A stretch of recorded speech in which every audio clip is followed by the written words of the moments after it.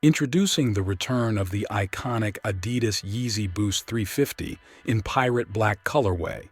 Featuring an all-black prime knit upper, the first version of Yeezy Boost 350 blends high-end streetwear with sleek, minimalist design.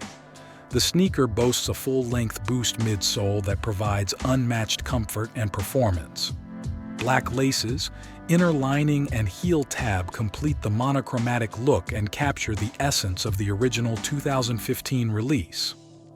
The adidas Yeezy Boost 350 Pirate Black made its triumphant return on June 1, 2023 with a retail price of $230, and its likely last restock took place in late May 2024.